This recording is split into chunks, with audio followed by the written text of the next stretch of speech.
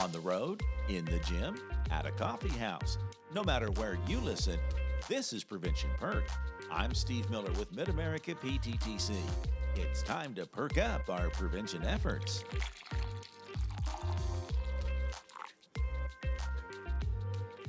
Our guests today are Kate Kelley, Director of Community Programming with the Alliance of Southwest Missouri, and Crystal Dalmasso, Prevention Specialist and Training Consultant with a TTA provider in Kansas called DECA. This episode, we're going to discuss the recent launch of SAMHSA's Core Competencies training. Well, welcome to both of you. I'm so glad that you could join me on the podcast today. We're always interested, or at least I am, of learning about how our guests kind of followed into a path of working in prevention. So I know, Kate, you've been doing this for about 2 years now. What was it that interested you in getting involved in prevention as a vocation? Yeah, it's great to be here, Steve, and that's a great question. I feel like my start is maybe a little different than other people's. So I started in prevention after about 3 years of working in broadcast television. So I was a full-time reporter, news anchor. My life was news. I lived it. I breathed it. I did it every day. But then when 2020 came along, I really felt the need to do something different. I mean, I was just constantly telling bad news and talking to people on the worst days of their lives and really seeing the outcome of isolation and job loss of families in the area. And, I don't think I really knew it, but I think I was building a heart for prevention by telling those stories.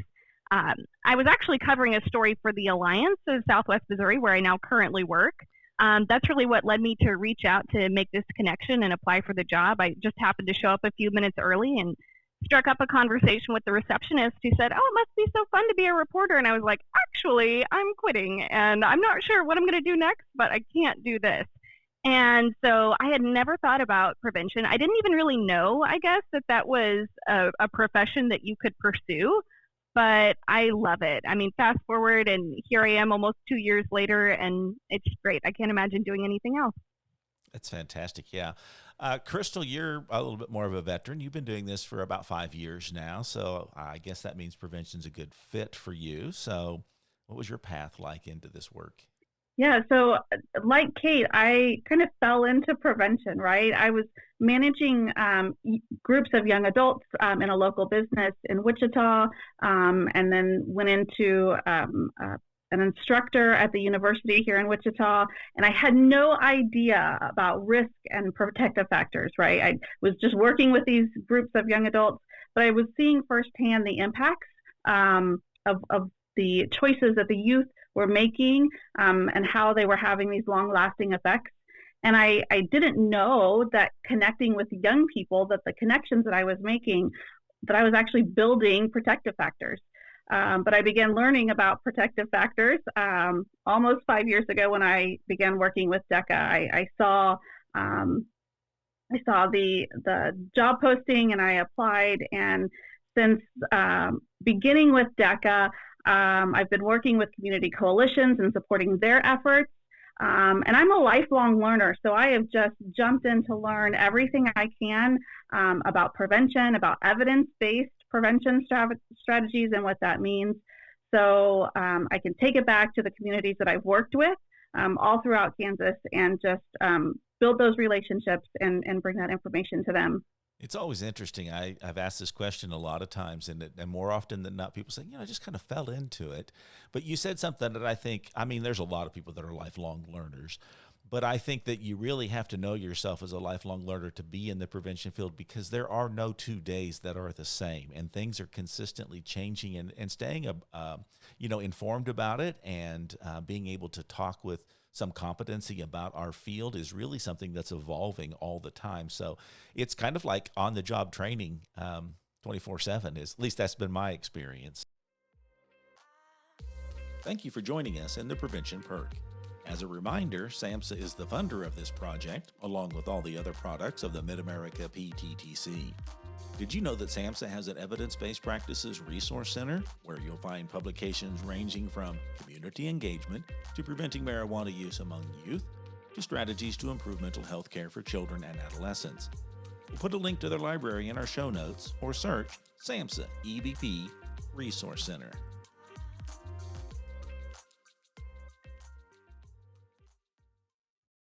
So what we're going to talk about today is SAMHSA's recent development of a core competencies training.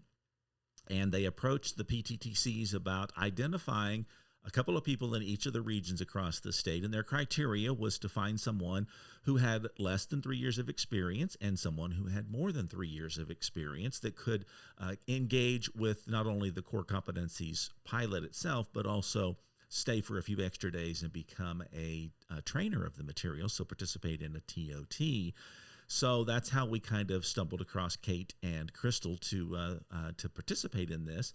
And I was sharing before we came on to record that it just felt like it was serendipitous. Both of them just really rose to the top. There was a lot of people that wanted to do this, and it was really kind of like put everybody's name in a hat. And then when it came out, it was like, this is really interesting because both of you were very excited from the very beginning about doing this. So I'm curious to learn about it. And just so the audience knows, they know about this, and I have no clue. I did not get to participate in this. So we're all getting schooled together today. And there will be opportunities in the future for everyone to engage in this training, should they choose. But let's kind of dive into it. Crystal, you're also, in addition to being a prevention specialist, you're a trainer for DECA. So is that kind of why you were interested in this core competencies opportunity? Yes, and I'm a trainer for DECA, but I'm also, like I said, a lifelong learner. So when I get the opportunity to build my skills so that I can better support and offer trainings, then I want to jump at the opportunity. But also attending the TOT and becoming a trainer of trainers, I jumped at the opportunity because I wanted to really dig in and learn more about, the prevention science and gain a deeper understanding. Because while I've been here almost 5 years, I've only been here almost 5 years. And so the more knowledge that I can gain, the better preventionist I can be for those that I'm supporting. Now, as far as in your role as a trainer for DECA, and this is for my benefit as well, do you just train in-house? Do you train, coalition leadership? How would you envision this as something that you might train as a product in the future? Yeah, so my role specifically at DECA, I obviously train those within the community. So throughout the state, we provide trainings that way, but also in-house as well for our staff. We also have a spoke to our wheel where we have, foster families. We have our behavioral health unit. And so we have opportunities to be able to provide pieces of this information for our staff as well. One of the things that really got me excited about this training, because it is so foundational and it gives you a deeper understanding of the science and why using evidence-based strategies is so important. Bringing that information to our growing prevention staff is important. Helping them kind of navigate this foundation so that they can be better trainers and better supports as they're in the communities as well. So that really got me excited. Mm-hmm. That's great. What about you, Kate? What was it that made you say, hey, this would be a fun opportunity, besides, a week in Kansas City? Right. I think for me, I was most interested in the idea of being in a room full of other people representing new or entry-level prevention professionals, just because, I know what it's like to be that person, to fall into that group. And I feel like when I joined this world, I joined a world filled with like an alphabet soup of acronyms and trainings, and you need to do this, and do you know about that? And it was just a lot to take in. So of course it was great to share that, same room with some people who were also more experienced. But it was nice to just be able to have kind of that networking aspect of like, did you feel the same way like that I felt like a year ago when I was first starting? I mean, we had people in the room who like literally like this was like their second week on the job. I mean, this was a really diverse group of people. And it was awesome to be a part of it. And like Crystal, I think that I adapt that role of being a lifetime learner, because you have to be in prevention. There's always new information. Yeah. Let's unpack this a little bit. So Kate, can you kind of just maybe walk us through a little bit, like what was the course like? And, because people are going to have some anticipation of doing this. So can you kind of give us a show and tell of the experience? Yeah, the training experience itself was very positive. I feel like our trainers really emphasized collaboration and encouraged comments from us as participants throughout the training. We had some really stimulating debates about language and even language that we should avoid. So, for example, we talked about alternatives to words like aim and target and shoot and kind of avoiding maybe those violent terms when referring to goals and populations that we are trying to serve. So I feel like this curriculum is going to be very inclusive. It's really going to reflect the thoughts and feelings of the diverse group of participants that we had in the room. And ultimately, I just feel like this gives us a real basis. We talked a lot about how, SAPS is maybe how to do the prevention work, but this training is the why, the science, the reasoning behind it. So it's going to go along really well with the trainings that are currently in place. So, Crystal, can you add to that a little bit? And then I know you had the opportunity also to experience the TOT portion of this training. Yeah, so like Kate was saying, there was a diverse group in the room, which I think led to those rich conversations, not just from our area, but from across the United States. And so we really did get to learn from each other and dig into, challenges of implementing evidence-based strategies so that we can discuss that, because those are going to be discussions within our communities as we're, talking with community members. We talked about importance to fidelity. And then, of course, like Kate was saying, a cultural appropriate adaptations and making sure our language is appropriate. One of the things that we talked about quite a bit was that prevention is multidisciplinary, so we need diverse groups of people. We need multiple knowledge bases at the table. And so not only do we need all of these understandings there, how do we as preventionists help this diverse group know that they themselves are doing prevention work as well? Because sometimes we're doing prevention work and we don't even know we're doing prevention work.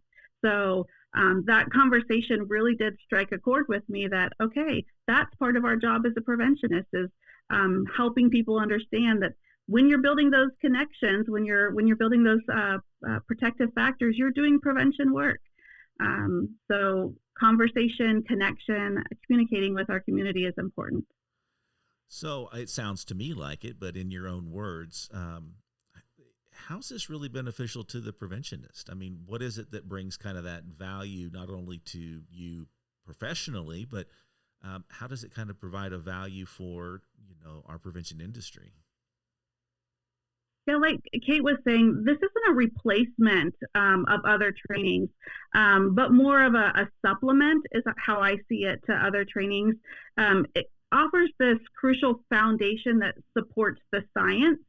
And like she said, SAPS is more of how we do things, where this comes in and kind of explains the why for evidence-based interventions and why we want to do these interventions with fidelity and making sure we're making appropriate adaptations but not changing the interventions so that they're not effective. So understanding those core foundation pieces will really lead then to a better understanding of how we do the work. Yeah, and if I could just add on to that, I mean, I feel like throughout the training, we talked about the need to professionalize prevention, to have more consistency across the board as far as training goes and requirements.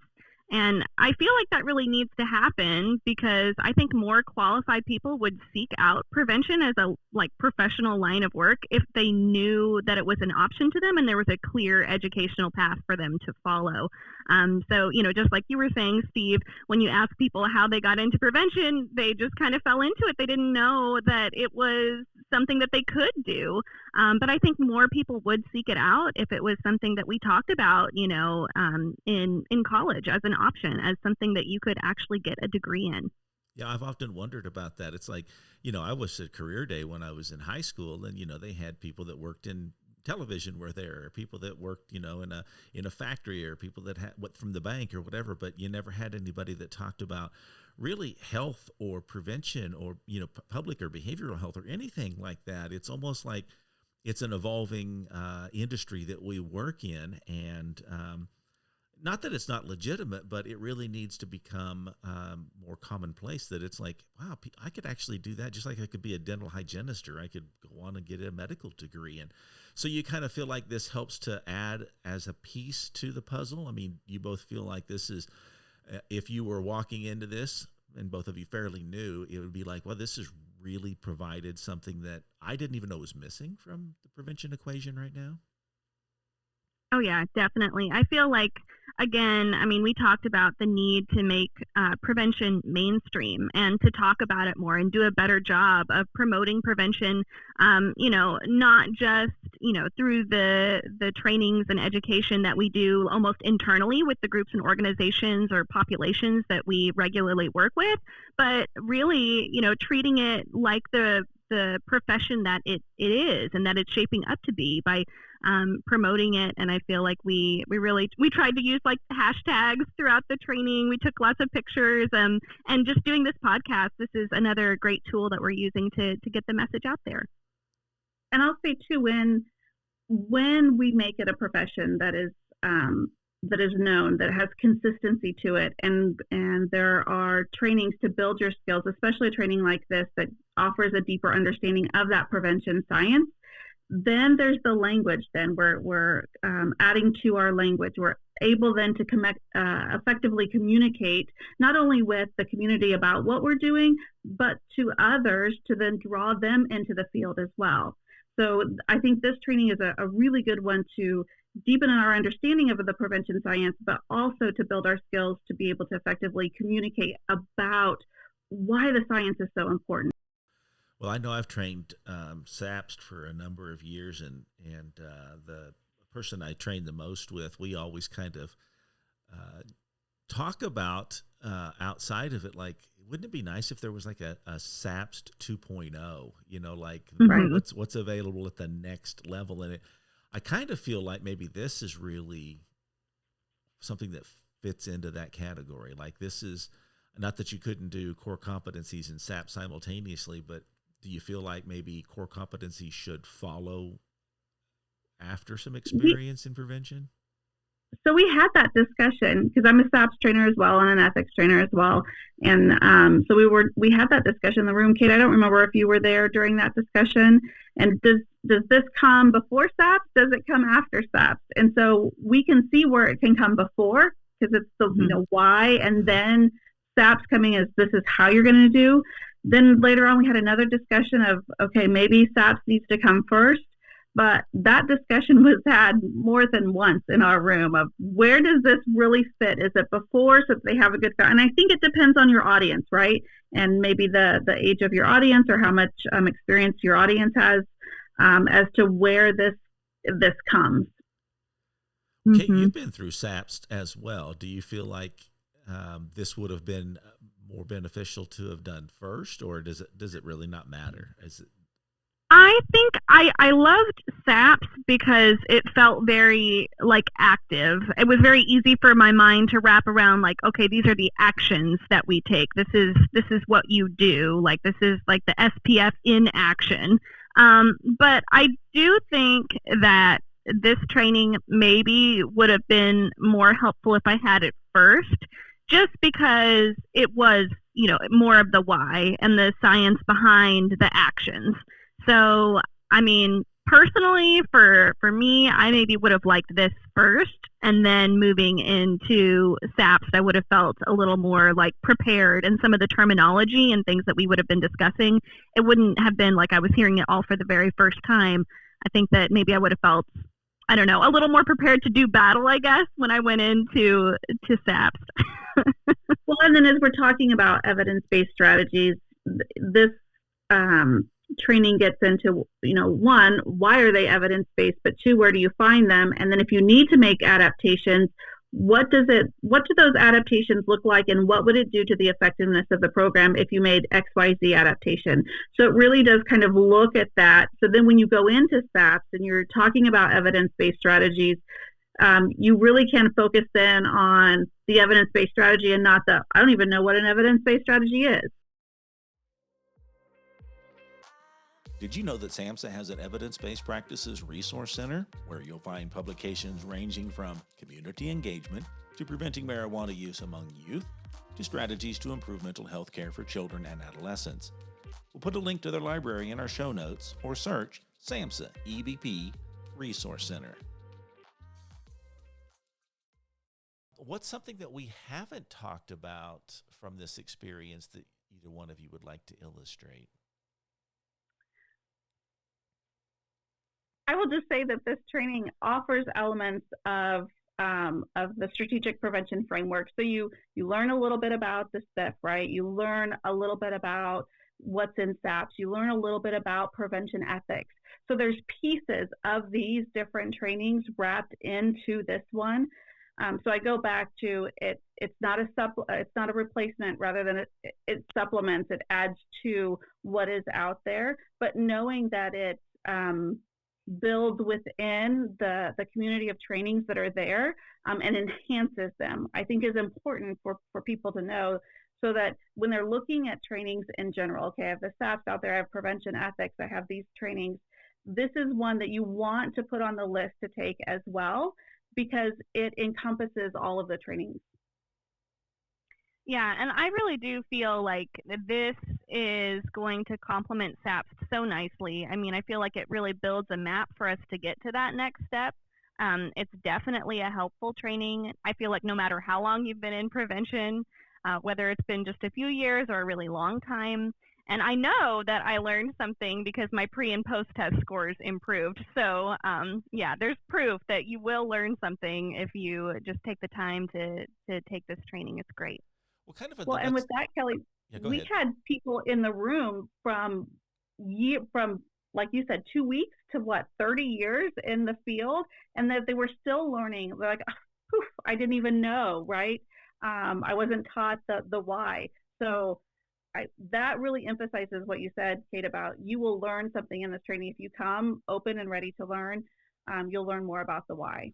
Now, was that part of the experience? Because Kate, you said, did they administer? Is that going to be standard? Like there'll be a pre-evaluation for everyone that goes through this, and then as a part of this process, then you'll measure your knowledge gained at the end of it? Or is that just for this experience? Do you know how that will look in the future?